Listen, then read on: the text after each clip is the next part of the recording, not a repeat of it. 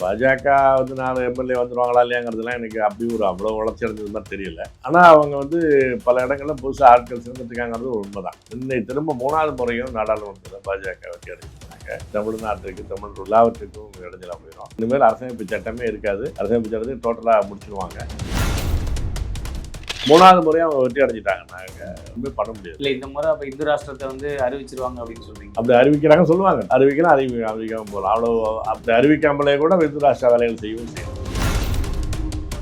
மோடி பிரதமர் என்பதில் அவங்களுக்கு மகிழ்ச்சி தான். மோடியை தாண்டி யார் பிரதமராக இருக்க முடியும்னா அவரே கேட்க ஆளு தான் பூரி சங்கராச்சாரியர். ஆனால் நீ எப்படி தொட முடியும்?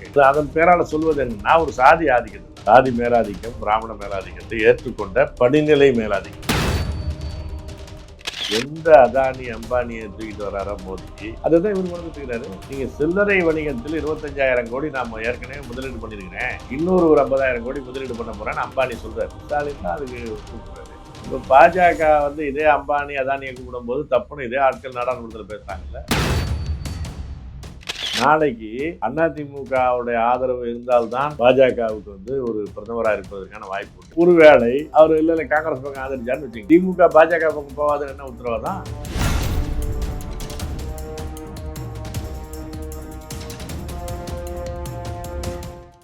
நகரம் நேயர்களுக்கு வணக்கம். இன்றைக்கு நம்மோடு இணைந்திருப்பவர் தமிழ் தேசிய பேரியக்கத்தினுடைய பொதுச் செயலாளர் திரு வெங்கட்ராமன் ஐயா அவர்கள். அவரிடம் கேட்பதற்கு பல்வேறு கேள்விகள் இருக்கிறது, வாருங்கள் கேட்கலாம். ஐயா வணக்கம். வணக்கம். வணக்கம். தமிழ்நாட்டில் பாஜகவை எதிர்ப்பதற்கு திமுகவை ஆதரிப்பதை தவிர வேற வழி இல்லையா? நமக்கு முதல் விஷயம், நான் ஒரு எதிர்கேள்வி கேட்கிறேன். ஏன் பாஜகவை தோற்கடிக்கணும்? பாஜகவை ஆதரிக்கணும்ன்றீங்க. ஆதரிக்க வேண்டாம். ஏன் தோற்கடிக்கணும்? இப்போ தோற்கடிக்கணுங்கிறத வச்சுக்கிட்டு தானே நம்ம பேசுகிறோம். ஏன் தோற்கடிக்கணும்? அவர்களுடைய கொள்கை திட்டங்கள் என்பது தமிழர்களுக்கு எதிராக இருக்குது. ஒரு பாசிச போக்கில் அவங்க நடந்துக்கிறாங்க. இந்திய அரசமைப்பு சட்டத்தில் சொல்லப்பட்டிருக்கிற குறைந்தபட்ச ஜனநாயகத்தை கூட அவங்க கடைபிடிக்கல அப்படிங்கிறது தான் நம்ம பொதுவாக சொல்கிறோம். இப்போ எங்கள் கருத்து அதுதான். அந்த மாதிரி செய்தியில் திமுகவோ அதனுடைய அனைத்து இந்திய கூட்டணி தலைமையாக இருக்கக்கூடிய காங்கிரஸோ என்ன மாற்று வச்சிருக்கிறாங்க? இல்லைன்னா எதுக்கு ஒரு இந்த கட்சி விட்டுட்டு இன்னொரு கட்சிக்காரங்க இருந்து பஜ்ஜி பிடிக்கல போண்டா சாப்பிடுவோங்கிறதுக்காது. இதுல ரெண்டுக்கு என்ன வேறுபாடு? இல்ல பாஜக மட்டும் முழுக்க முழுக்க எதிர்க்கணும் அப்படின்னு நினைக்கிறீங்க, அதுதான் ஏன் அப்படி? அதான் நான் கேட்கறது என்னன்னா, பாஜகவை எதிர்க்கணும், அதெல்லாம் சரிதான். நான் வந்து பாஜகவை ஏன் எதிர்க்கணும்னு ஒரு கேள்வியை யோசிச்சு பார்த்தோம்னா வந்து இவர்களை ஏன் ஆதரிக்க கூடாதுங்கிறதுக்கு வந்துடும். வந்து பாஜக வந்து முறியடிக்கப்பட வேண்டிய ஒரு கட்சி, ஒரு மக்கள் விரோத, ஒரு மனித விரோத கட்சி. அது வந்து அதனுடைய கருத்தியல் எல்லாமே வந்து மக்களை மேல் கீழாக பிளவுபடுத்துவது, நேரமும் ஒரு டென்ஷன் வச்சுட்டு இருக்கிறது, இதெல்லாம் சரிதான். அது வந்து அதுக்கு மாற்றாக காங்கிரஸ் கிட்ட என்ன இருக்குது, திமுக கிட்ட என்ன இருக்குது என்பது தான் பிரச்சனை. வந்து அப்படி இல்லைன்னா அதுதான் மாற்றுன்னு சொல்ல முடியும். இப்போ இவருக்கு பதிலாக அவருக்கு ஓட்டு போடுறதுங்கிறதுக்கு என்ன மாற்று இருக்கு? இல்லை அதனால தான் அவரை எதிர்க்கிறதுக்கு ஒரே வழி அப்போ திமுகவை ஆதரிக்கிறது தானா அப்படின்ற ஒரு கேள்வி வருது இல்லைங்களா? அதான் நான் சொல்கிறேன். அதுக்கு தானான்னு கேட்குறேன் நான். இப்போ ஏன்னா இப்போ அவர் ஆதரிக்க வேண்டிய அவசியம் இல்லைன்னு நான் சொல்ல வரேன். ஏன்னா இதில் வந்து நீங்கள் பாஜகவை எதிர்ப்பது அவர்களுடைய கொள்கை திட்டங்களை எதிர்ப்பதுக்காகத்தான். இல்லைன்னா அந்த கட்சி மேலே நமக்கு என்ன தனிப்பட்ட வெறுப்பு என்ன கிடையாது, அல்லது அவர் முகம் பிடிக்கலன்னு நினைக்கிறோம், மோடி முகம் நல்லா தாடி நல்லா இல்லைன்னு நினைக்கிறோம், அது விஷயம் வேறு. அப்போ வந்து இந்த இப்போ நான் 1-2 செய்தியை சொல்கிறேன் பாருங்க. இப்போ நீங்கள் ஒரு பொதுவாக இங்கே தமிழ்நாட்டை பொறுத்தளவுக்கு என்னென்னா வந்து இந்த திராவிடம் என்பது வந்து இவங்களோட பாஜகவினுடைய பிராமணிய கொள்கைகளுக்கு, ஆரியத்துவ கொள்கைகளுக்கு எதிரானது, இந்துத்துவ வகுப்பாதத்துக்கு எதிரானது. இன்றைக்கி வந்து அதெல்லாம் பாதுகாப்பது, ஒடுக்கொண்ட மக்களுடைய சமூக நீதியை பாதுகாக்கிறது, தமிழர்களுடைய உரிமையை பாதுகாக்கிறதுனா திராவிடம் தான் பேசிகிட்டு இருக்கிறாங்க. இப்போ நீங்கள் வந்து திமுக சொல்கிறத விட நான் பெருசாக எடுத்துக்கல. திமுக அது ஒரு கட்சியை அவங்க ஓட்டு வாங்குறது சொல்ல தான் செய்வாங்க. திமுகவுக்கு ஆதரவாக இந்த தேர்தல் அரசியலில் நேரடியாக ஈடுபடாத, அது பதவிக்கு நிற்காத பல பேர் இருக்கிறாங்க. தன்னலமற்று தன்னலவாதிகளுக்கு தொண்டு செய்கிறாங்க. அந்த மாதிரியான ஒரு இது இருக்கிறாங்க. நான் அவங்கள தான் நான் கவலையோட பார்க்குறேன். ஏனென்றா இவங்க வந்து இது என்ன அவங்க பார்க்குறாங்கன்னா, இந்த முறை அதாவது 2 தடவை ஏற்கனவே பிஜேபி ஆட்சியில் இருந்து பெரிய கொடுமைகள் செய்துக்கிட்டு இருக்குது. சட்டத்தின் ஆட்சியே இல்லை. இல்லை மீண்டும் மீண்டும் மக்கள் தானே தேர்வு செய்கிறாங்க. நல்ல ஆட்சியை கொடுக்க போய் தானே மத்தியில் வந்து மீண்டும் மீண்டும் அதே இடத்த அவங்க தக்க வச்சிருக்காங்க. தொடர்ந்து 10 வருஷமா இருக்காரு இல்லையா, பிரதமராக இருக்காரு. இல்லை அவர் அதனால வந்து நல்லவர்னு அர்த்தம் அப்படி கிடையாது. அதை நீங்கள் வந்து ஒன்னொன்றுக்கும் ஒரு காரணங்கள் இருக்குது. அவங்க வந்து ஒரு ஒரு ஒரு இயல்பாக வந்து வடநாட்டில், இப்போ நீங்கள் தமிழ்நாட்டிலலாம் அப்படியே ஒன்றும் அவங்களுக்கு செல்லுபடி ஆகாது.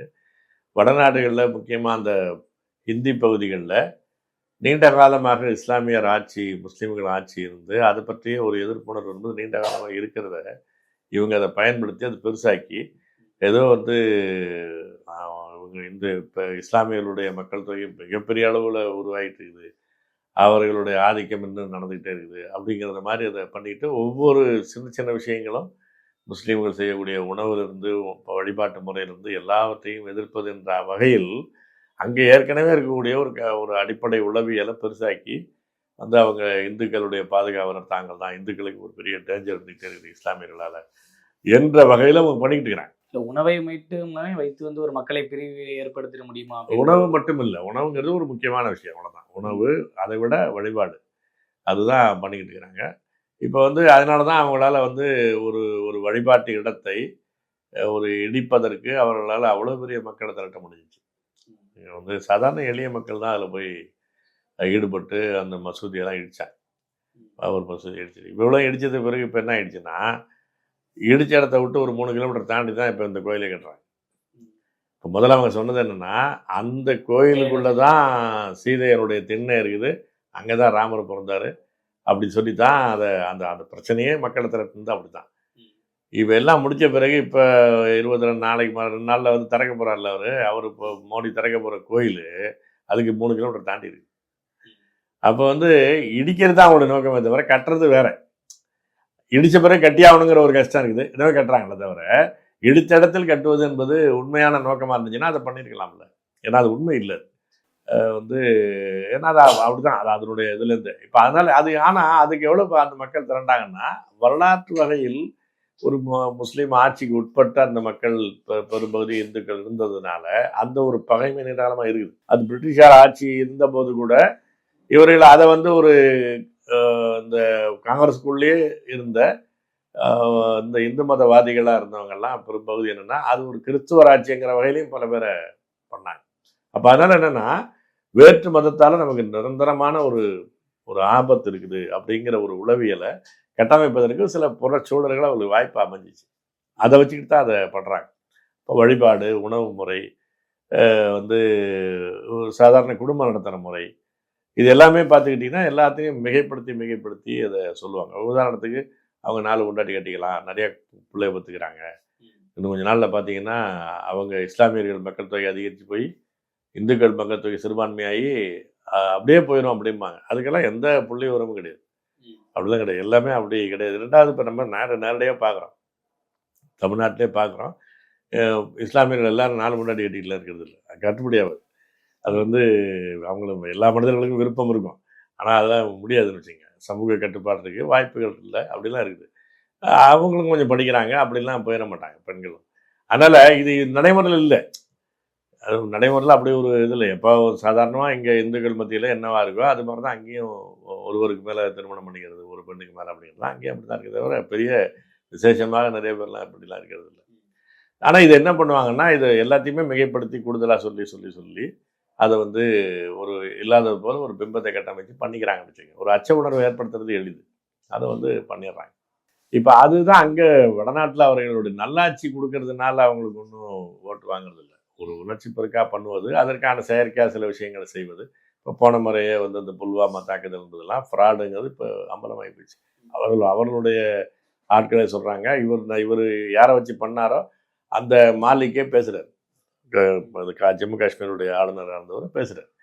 அப்போ அதனால் இது வந்து இவர்கள் வந்து ஒரு இல்லாத ஒன்று பெருசுப்படுத்தி அது ஒரு அன்னைக்கு ஒரு உணர்ச்சி உண்டாக்கிட்டு ஓட்டு வாங்கிட்டு அப்புறம் அதுக்கு பிறகு ஒரு 5 ஆண்டு விஷயம் இல்லை.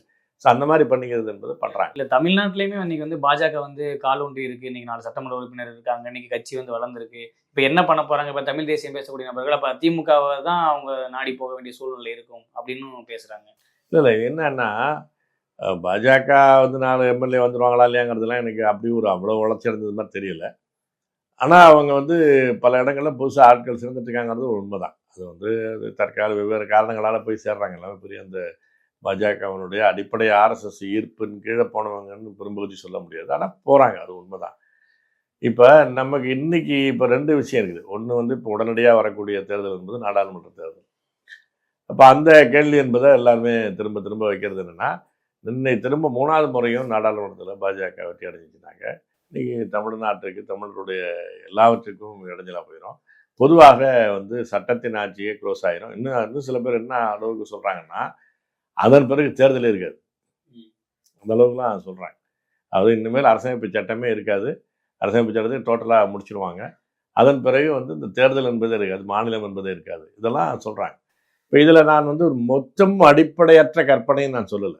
ஏன்னா பாஜக வந்து அவனுடைய அஜெண்டாவில் அதெல்லாம் இதான் இருக்குது, அதெல்லாம் இல்லைன்னு சொல்ல முடியாது. இந்து ராஷ்டிரான்னு சொல்லுவது என்பது ஒரு எந்த தேர்தலும் இல்லாத ஒரு ஆட்சியை தான் அவங்க சொல்கிறது.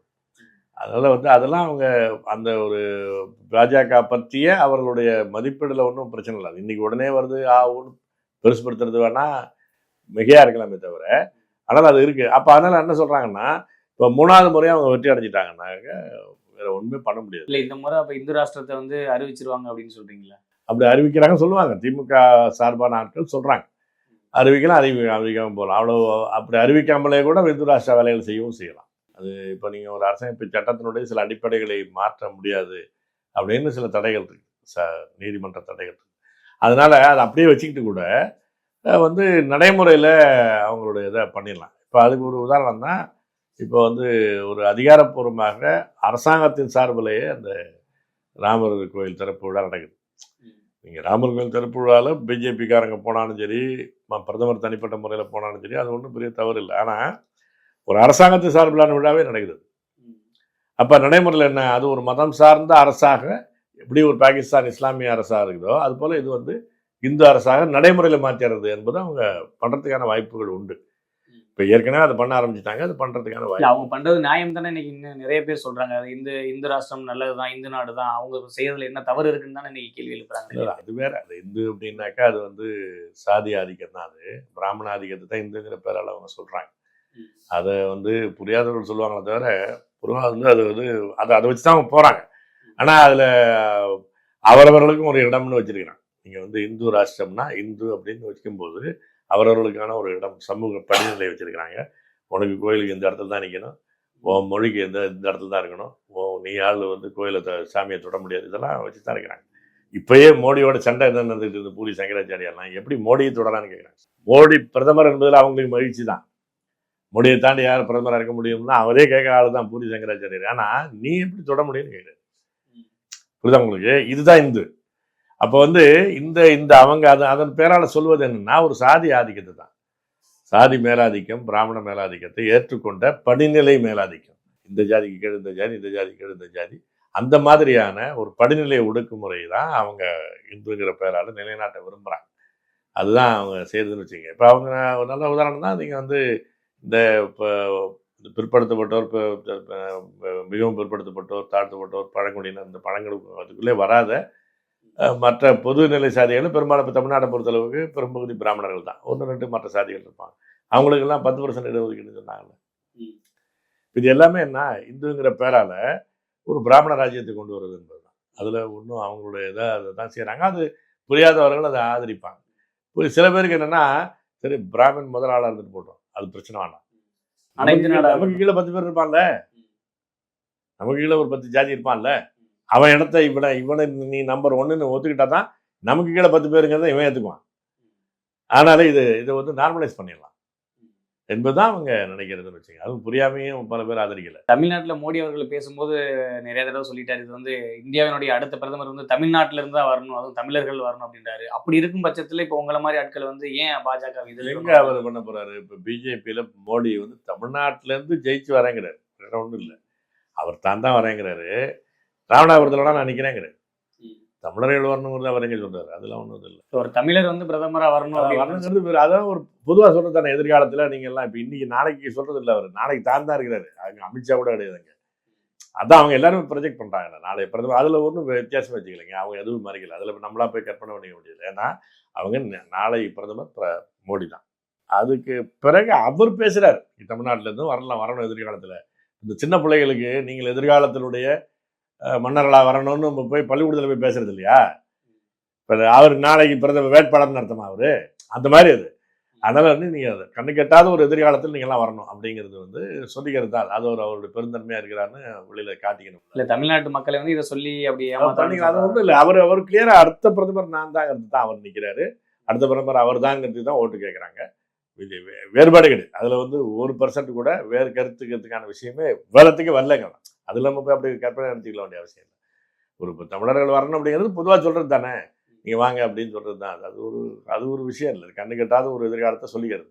எதிர்காலத்தில் நீங்களாம் பொதுவாக மக்களை பார்த்து சொல்கிறது இல்லையா, எதிர்காலத்தில் உங்களிடமிருந்து ஒரு பிரதமர் வர வேண்டும் அப்படின்னு போய் பள்ளிக்கூடத்தில் போய் பேசுகிறாங்கன்னா, அந்த பள்ளிக்கூடத்து பசங்க எல்லாம் நாளைக்கு பிரதமர் ஆகணும்னு சொல்கிறாங்க அர்த்தமா? ஜென்ரலாக சொல்லிக்கிறது. அதெல்லாம் ஒரு நல்ல வார்த்தைகள் சொல்கிறதுன்னு வச்சுங்க. அது போய் பெருசாக எடுத்துக்கல. இன்னைக்கு தமிழ்நாட்டில் தமிழ் தேசிய பேரியக்கம் இருக்கு, தமிழ் தேசிய மற்ற பிற அமைப்புகள்லாம் இருக்கிறாங்க. இருந்தும் வந்து இன்னைக்கு பாஜக வந்து இன்னைக்கு தமிழ்நாட்டில் ஒரு 3வது பெரிய கட்சியாக வந்திருக்குது. திமுக, அதிமுக அதுக்கு மாற்றா வந்து இன்னைக்கு பாஜக தான் வருது அப்படின்ற ஒரு பேர் இருக்கு. ஏன் தமிழ் தேசிய அது வந்து அது ஒரு ஊடகங்கள் கட்டமைக்கிறதை தவிர அந்த அளவுக்குலாம் வளர்ந்துட்டாங்கன்னு சொல்ல முடியாது. 3வது அவங்க தான் வரப்போகிறாங்க அப்படிங்கிறதுலாம் சும்மா அதை ரொம்ப மிகையாக சொல்லிக்கிறதுன்னு வச்சுங்க. வளர்ந்துட்டு இருக்கிறாங்க என்பது உண்மைதான். ஆனால் அதெல்லாம் வந்து அப்படியான ஒரு விஷயம் இல்லை. நமக்கு வந்து நான் அடிப்படையான கேள்வியை நான் திரும்ப முதல் கேள்விக்கே வரேன். ஏன் பாஜகவுக்கு எதிர்த்து இவங்கெல்லாம் தான் ஓட்டு போடணும்னு என்ன கட்டாயம்னு நான் கேட்குறேன். அதாவது ஏன்னா இவர்கள் பாஜகவினுடைய திட்டங்கள் தவறானது, மக்கள் பகையானது சரி. அதுக்கு மாற்று மக்களுக்கான ஆதரவான திட்டம் திமுகவிட்ட என்ன இருக்குன்னு கேட்குறேன். ஒரே உதாரணம் நான் சொல்கிறேன். இப்போ மிகப்பெரிய விஷயம் என்ன, ஒரு கோயிலை தான் அவங்க களமாக வச்சுக்கிட்டு பண்ணுறாங்க பாஜக. அவங்களுடைய இது வந்து சமஸ்கிருத மேலாதிக்கம் வந்து பிராமணர்களை கொண்டு வருது. மற்ற சாதிகளை அந்த அந்த கருவறைக்குள்ளே உள்ள விடக்கூடாது. மற்ற சாதி பூசாரிகளே வைக்கக்கூடாது அப்படிங்கிறது தான் அவங்க சொல்கிறாங்க. இப்போ அதுக்கு எதிராக இவங்க அதுக்காக தான் இவங்க பெரியாருடைய நெஞ்சில் தைத்த முள் அதை கலைஞர் எடுத்தார், ஸ்டாலின் எடுத்துட்டாரு அப்படின்னு பேசிட்டு இருக்கிறது. இந்த அனைத்து சாதியினரும் அர்ச்சகராகலாம் அப்படின்லாம் பேசினாங்க. அவங்க ஆர்எஸ்எஸ்காரங்க பிராமண பூசாரிகள் சில பேர் வந்து வழக்குகளுக்கு போனாங்க, உச்சநீதிமன்றத்தில் வழக்குக்கு போனாங்க. அதுக்கு பிறகு உயர்நீதிமன்றத்தை வழக்கு நடத்துகிறாங்க. இந்த உயர்நீதிமன்ற வழக்கில் திமுக ஆட்சி என்ன பண்ணுது, நீங்கள் வந்து நாங்கள் ஒரு கொள்கை ரீதியாக தான் பண்ணியிருக்கிறோம் அப்படின்னு வாதம் பண்ணிட்டு வேணா ஆகம கோயில்கள் ஆகம விதிப்படி இருக்கக்கூடிய பழைய கோயில்களில் நாங்கள் வந்து அதனுடைய என்ன சொல்கிறாங்களோ அந்த நான் பூசாரிகள் நியமித்துக்கிறோம், மற்ற கோயில்களில் நான் அனைத்து சாதியினர் இருக்கிறத நீங்கள் அனுமதிக்கணும் அப்படின்னு தான் வாதம் பண்ணாங்க. அதுவே என்ன, அது இவங்களுக்கு புரியாமலாம் வாதம் பண்ணுறதில்லை. அடுத்த கேள்வி என்ன, ஆகம கோயில் எது, ஆகம அல்லாத கோயில் எது தெரிஞ்சுக்கணும்ல அப்படிமா. ஆமாம் சார் தெரிஞ்சுக்கலாம், நீங்களே ஒரு கமிட்டியை போடுங்க அப்படின்னு இவரே சொல்கிறார். திமுக சார்பான அரசு வழக்கறிஞர் சொல்கிறார். திமுக அரசு சார்பில் தான் சொல்கிறார். சொன்ன பிறகு என்ன ஆயிடுச்சு, அவங்க வந்து அதை அறிவதற்கு ஒரு கமிட்டி போடுறேன்னு போட்டான். அது எதுவும் நடக்கலைன்னு வச்சுக்கோங்க, எதுவும் நடக்கலை. ஏன்னா தமிழ்நாடு சார்பில் 2 பேரை நியமிக்கணும், தமிழ்நாடு அரசு அது ஆளை கொடுக்கல, அப்படியே நிற்கிது. அது அடுத்தடுத்து சுப்ரீம் கோர்ட்டுக்கு போயிட்டான். இப்போ ஒரு மிக சாதாரண விஷயம், இன்னைக்கு வந்து அனைத்து சாதியினரும் அர்ச்சகராகலாம் அப்படிங்கிறது நீண்ட காலமாக திராவிட இயக்கம் சொல்லிக்கிட்டு இருக்கிற ஒரு விஷயம். அந்த நீங்கள் வடநாட்டிலலாம் கூட இப்போ பிஜேபி கோல வச்சுக்கிற வடநாட்டிலலாம் கூட இந்த ஜாதிக்காரங்க தான் பூசாரிலாம் கிடையாது. நீங்கள் இப்போ நீங்கள் வந்து காசி விஸ்வநாதர் ஆலயத்துக்கு போனீங்கன்னா நீங்கள் நேராக போய் பூஜை பண்ணலாம், அந்த சிலையை தொட்டு வணங்கலாம். நீங்கள் நேராக பக்தர்களாக போகிறவங்களே செய்யலாம். அது வந்து சாதி இதெல்லாம் பெரிய தடையே கிடையாது. அதுக்குன்னு ஒரு ஆள் இருப்பார் அங்கே. ஆனால் நீங்கள் போய் அதை எல்லாமே பண்ணலாம், அந்த எந்த தடையும் கிடையாது. வடநாட்டு கோயில்களில் மிக பெரும்பாலும் அப்படி எந்த பிரச்சனையும் கிடையாது. இப்போ நீங்கள் இதில் கல்கட்டாவில் அந்த காளி கோயில் இருக்குது, அந்த காளி கோயிலில் நீங்கள் சாதாரணமாக போய் பலி போடலாம். கோழிப்பாலாம் பலியெல்லாம் போடுவாங்க, அது வந்து நீங்கள் சாதாரணமாக செய்யலாம். அது வந்து அதுக்கு ஒரு ஆள் அப்படின்லாம் உண்மை கிடையாது. தமிழ்நாட்டில் தான் அப்படி இருக்குது. அப்போ நீங்கள் தமிழ்நாட்டுக்குள்ள தனிப்பட்ட ஒரு மிக முக்கியமான ஒரு பிரச்சனை, அது நீங்கள் நீண்ட காலமாக சொல்லிட்டு இருக்கிற ஒரு விஷயம், அதுலேயே நீங்கள் அப்படியா இல்லை. அப்புறம் பாஜக உள்ள பூந்துருன்னு எதுக்கு பேசுறீங்கிறாங்க. பாஜக வந்து என்ன செய்ய போறானோ அதை நீங்க செஞ்சுட்டு இருக்கிறீங்க. இல்ல பாஜக வந்துரும் சொல்லி தான் எல்லா இடங்களையும் ஓட்டு கேட்குறாங்க. ஆமா, அப்ப பாஜக வந்தா என்ன செய்யுமோ நீங்களும் செஞ்சுட்டு இருக்கீங்களே, அப்புறம் நீங்க என்னத்துக்கு உங்களை பண்ணணுங்கிறனா. ஏதாவது ஒரு காரணத்தை நீங்க மாற்றி செஞ்சீங்கன்னா ரைட்டு. இப்போ நான் இன்னொன்று சொல்றேன். இப்போ நான் இப்போ போன வாரம் வந்து ஒரு முதலீட்டாளர்கள் மாநாடு நடத்துறேன். போட்டி தான். நீங்க வந்து இந்தியாவுக்குள்ளேயே முதலீடுகள் அதிகம் இருக்கக்கூடிய மாநிலமாக தமிழ்நாடு நாங்கள் மாற்ற போறோம். எந்த அதானி அம்பானியை தூக்கிட்டு வர்றாரோ மோடி, அதை தான் இவர் கொண்டு வந்துட்டு இருக்கிறாரு. நீங்கள் சில்லறை வணிகத்தில் 25,000 கோடி நாம் ஏற்கனவே முதலீடு பண்ணியிருக்கிறேன், இன்னொரு ஒரு 50,000 கோடி முதலீடு பண்ண போகிறேன்னு அம்பானி சொல்கிறார். ஸ்டாலின் தான் அதுக்கு கூப்பிடுறாரு. இப்போ பாஜக வந்து இதே அம்பானி அதானியை கூப்பிடும்போது தப்புன்னு இதே ஆட்கள் நாடாளுமன்றத்தில் பேசுகிறாங்கல்ல. இப்போ டிஆர்பி ராஜா இங்கே தொழில்துறை அமைச்சர், டிஆர் பாலு அங்கே நாடாளுமன்ற குழு தலைவர், டிஆர் பாலு அங்கே எதிர்த்து பேசுகிறாரு. டிஆர்பி ராஜா வந்து அவர் அதே அம்பானி அதானி இங்கே கூப்பிட்டுக்கிறாரு. அதுதான் நாட்டினுடைய வளர்ச்சின்னு காட்டுறீங்க. இல்லை இப்போ நீங்கள் சொல்கிற மாதிரி பாஜக செய்கிற அதே வேலையை தான் திமுக செய்யுது அப்படின்னா, அப்போ இன்னொரு மாற்றம் வந்து இன்னைக்கு உங்களுக்கு வந்து அப்போ நீங்கள் அதிமுகவை தானே ஆதரிக்கணுமா? அப்போ அதிமுகவுக்கு ஆதரிச்சாதான் நீங்கள் நினைச்சக்கூடிய நல்லது நடக்கும். பாஜக அதிமுக என்ன பண்ணிட்டாரு? நீங்கள் அதோட கூட்டணி விட்டு வெளியில் வந்துட்டாங்க இல்லையா? கூட்டணியை விட்டுட்டு வந்துட்டாங்க. நாளைக்கு கூட்டணி வராது. அவர் ரொம்ப கவனமாக போயிருந்தார். எடப்பாடிக்கு சொல்றதை கவனிச்சு பாருங்க. 2014 நாடாளுமன்ற தேர்தலிலோ அதன் பிறகு வரக்கூடிய சட்டமன்ற தேர்தலிலோ பாஜகவோட கூட்டணி கிடையாது. தேர்தலுக்கு பிறகு யாரையும் பிரதமர் வேட்பாளரை முன்னிறுத்தப் போவதில்லை அதையும் சொல்லிட்டார். அதுதானா? முன்னிறுத்தப் போவதில்லை. நாளைக்கு அதிமுகவுடைய ஆதரவு இருந்தால்தான் பாஜகவுக்கு வந்து ஒரு பிரதமராக இருப்பதற்கான வாய்ப்பு உண்டு. கொஞ்சம் இழுபறி நிலையாக வந்துருச்சு அப்படின்னா இவர் காங்கிரஸ் ஆதரிச்சிடுவாரா? இவர் எடப்பாடி பாஜக தான் ஆதரிப்பார். இல்லை அதை எப்படி நம்ம ஊர்ஜிதமாக சொல்ல முடியும்? பண்ண முடியும். அவர் பேசுறதுக்கான ரொம்ப கவனமாக நீங்கள் கவனிச்சு பார்த்தீங்கன்னா தெரியும். ரீட் பிட்வீன் த லைன்ஸ் இருக்குல்ல, வரிகளுக்கு இடையில படிச்சுக்கணும். ஒரு புள்ளி வச்சு தான் பேசுறாரு. ஆமாம், அதை நீங்கள் வந்து அதை சொல்கிறார். இது இப்போ ஒருவேளை அவர் இல்லை காங்கிரஸ் பக்கம் ஆதரிச்சாருன்னு வச்சுக்கோங்க, திமுக பாஜக பக்கம் போவாதுன்னு என்ன உத்தரவாதான்? ஏற்கனவே போனவங்க தானே, எதிரிக்கு எதிரி நண்பர் அப்படின்னு. இப்போ ஏற்கனவே போனவங்க தானே. நீங்கள் முதல்ல வாஜ்பாயை ஆதரிச்சது யார்? இவங்க தானே. மோடி அவ்வளோ 2002 மிகப்பெரிய கொலைக்களம் நடத்தின போது அது அந்த மாநில பிரச்சனை, அதனால் நான் பாஜகவுக்கு இருக்கிற ஆதரவை விலக்கிக் கொள்ள முடியாதுன்னு பேசினவர் தானே கலைஞர். இவங்க கூட்டணி கட்சியில் இருக்கிற ஆட்கள் எல்லாமே வாய்க்கோ உட்பட அந்த கொலைக்கு பிறகு திரும்ப முதலமைச்சராக தேர்ந்தெடுக்கப்படுறாரு. அந்த விழாவுக்கு இவங்க எல்லாம் தானே போனாங்க. முதலமைச்சராக குஜராத் முதலமைச்சராக இப்போ மோடி பட்டாபிஷேகம் நடந்தபோது இவங்கெல்லாம் தானே போனாங்க. அப்போ இதில் வந்து ரெண்டு கட்சிக்கும் வித்தியாசம் கிடையாதுங்க. நான் அதுக்கு சொல்ல வரேன். பாஜகவோட கூட்டணி வச்சுக்கிறது என்பதில் இப்போ இன்னைக்கு வந்து தமிழ்நாட்டுக்குள்ள பாஜகவோட கூட்டணி வச்சுக்கிறதுல பெரிய லாபம் இல்லை. இப்போ அதிமுகவுக்கே போன முறை அப்படி கூட்டணி வச்சுக்காம இருந்தா நம்ம இவ்வளவு பாஜகவுடைய பாவத்தெல்லாம் நம்ம சேர்த்து சுமக்காமலாம் போயிருந்துருக்கலாம் அப்படின்னு ஒரு கருத்து இல்ல. அவங்கள கூட சேர்த்துக்கிட்டதுனால நிறைய சிறுபான்மையினர் ஓட்டு எல்லாம் இழந்தோம். அந்த மாதிரியான ஒரு கருத்து இருக்கும். அது அது மாதிரி இருக்கும்னு வச்சுங்க. அதனால இதுல போய் ஏன் வேஸ்டா போய் மாட்டிக்கிட்டேன்? இப்போ வந்ததுனால இப்போ இந்து ஓட்டு நமக்கு வந்துருச்சா?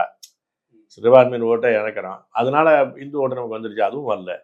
இது பாஜகவுக்கு வந்து இங்கே இந்துக்கள் மத்தியிலே இந்தியா தமிழ்நாட்டுக்குள்ள பெரிய செல்வாக்கு இல்லை. எதுக்கு போய் அவங்கள சுமக்கணும்? அவங்களுக்கு 4 சீட்டு கொடுக்கணும். நம்ம ஆளுகள் 2 பேர் சீட்டுக்கு கோச்சிக்கிட்டு அடுத்த கட்சிக்கு போயிடுவான்.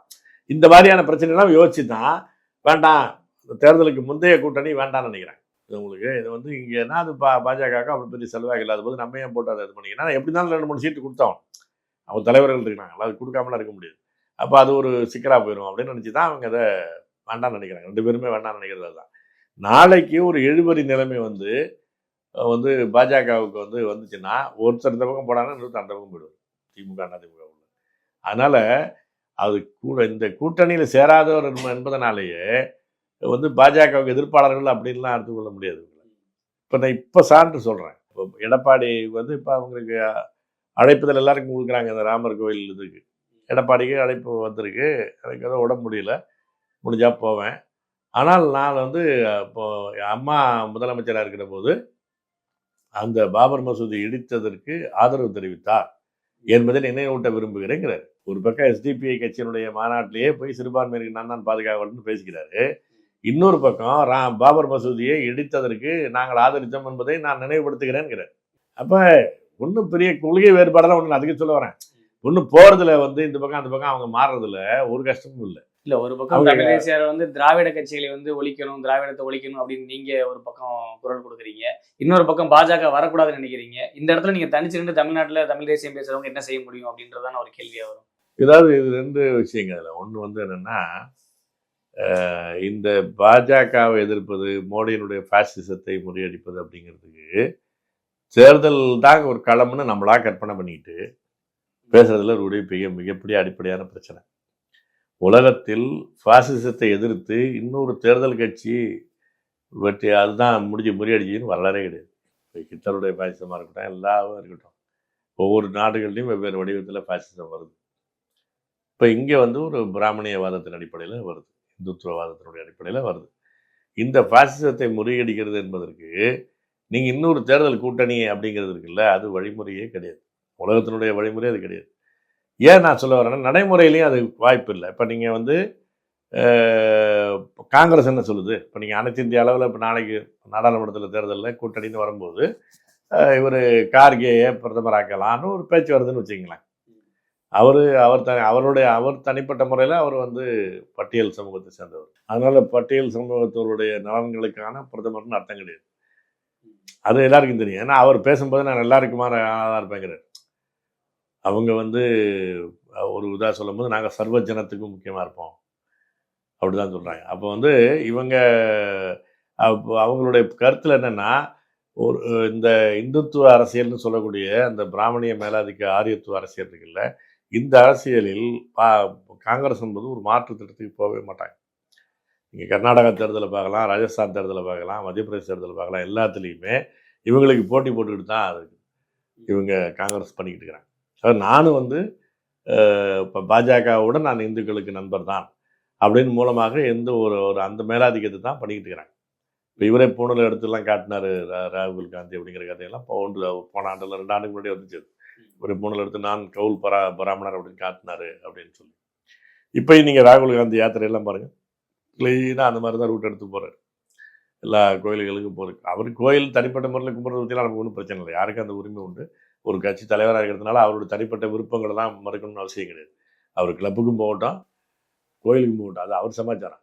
ஆனால் ஒரு கட்சி தலைவர் என்ற மகளிர் அந்த யாத்திரையை அப்படி தான் ரூட் எடுத்து போகிறாரு. அது எதுக்காக?